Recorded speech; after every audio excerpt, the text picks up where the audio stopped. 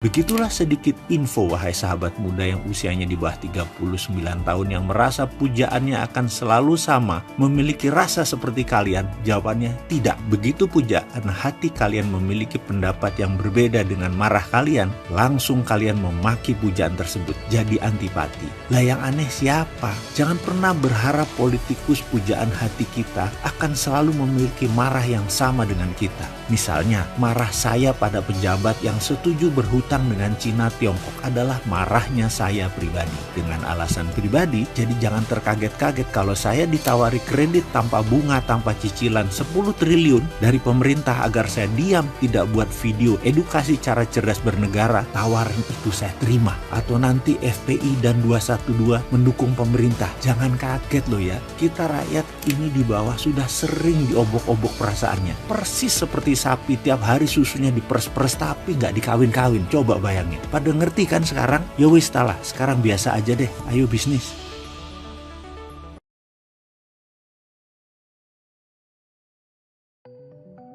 Informasi berikut ini untuk mereka generasi milenial dan generasi Z yang berusia di bawah 39 tahun agar mengerti apa itu perilaku politikus di tanah air Indonesia ini. Fakta data. Pemilih terbanyak saat ini usianya di bawah 39 tahun pada saat Pilpres dan Pileg di tahun 2019 kemarin yang merupakan 55% pemilih. Makin ke bawah usianya, makin banyak hal yang mereka kurang dapat informasi tentang sejarah perilaku politikus tersebut sebelum-sebelumnya.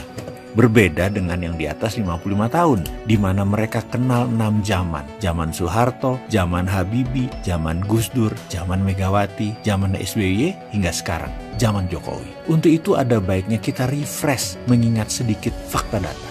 Seorang Fadlizon yang sering dihujat oleh penggemar Pak Jokowi itu adalah juru kampanye pemenangan Pak Jokowi dan Pak Ahok dengan baju kotak-kotaknya di Pilgub DKI 2012.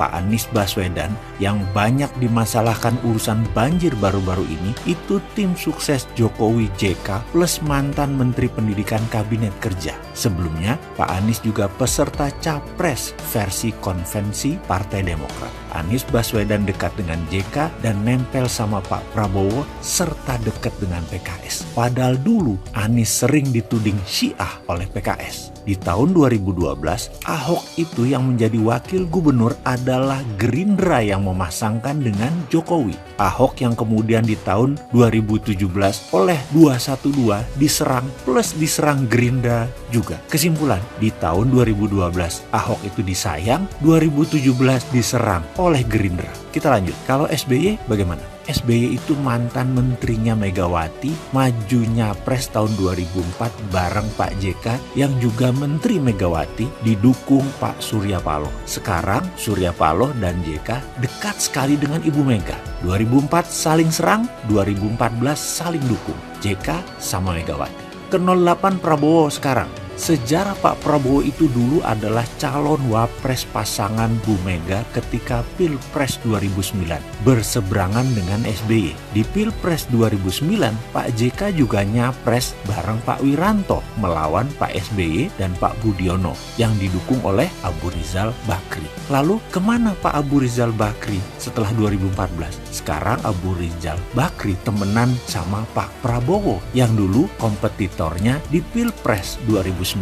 Kalau Amin Rais itu juga aneh, menggulingkan Gus Dur sehingga Bu Mega naik, padahal sebelumnya paling tidak sudi Bu Mega jadi presiden. Dia berusaha keras agar Gus Dur jadi presiden, menggantikan Habibie di rapat MPR tahun 1999. Pokoknya bukan Megawati, itu kata Amin Rais. Lalu digulingkan Gus Dur setelah 1 tahun sebelumnya digadang-gadang oleh Amin Rais dan naiklah Bu Megawati. Yang 1 tahun sebelumnya Pak Amin alergi sama Bu Mega. Kalau dipikir-pikir, Bu Mega itu memiliki hutang besar atas jasa Amin Rais menjadikannya Presiden Indonesia kelima. Pilpres berikutnya Amin Rais melawan SBY. Amin juga berseberangan dengan Prabowo di Pilpres 2004 dan 2009. Sekarang Pak Amin Rais akrab dengan Pak Prabowo. Padahal dalam agenda di tahun 1998, Pak Amin ini menarget Letnan Jenderal Prabowo untuk diamankan dalam tanda petik. Sekarang Prabowo mengamankan Amin. Kalau PKS, semua juga sudah tahu ceritanya. Para kadernya menyerang dengan black campaign menjatuhkan Pak Prabowo di Pilpres 2009 dan di Pilkada DKI 2012. Lalu sekarang berteman akrab sama Gerindra yang selama zaman Pak SBY PKS adalah musuh bebuyutan Gerindra. Di zaman SBY, PDIP dan Gerindra oposisi. Sementara PKS masuk koalisi di Satgap zaman SBY. Sekarang diklaim Gerindra PKS mitra lama. Bingung nggak tuh? Kemudian penulis Fatwa MUI menjadi wapres yang tadinya seakan berada di kubu berseberangan sekarang menjadi satu perahu. Bahkan para pihak sudah menganggap selesai masa lalu, yaitu Ahok di penjara 2017.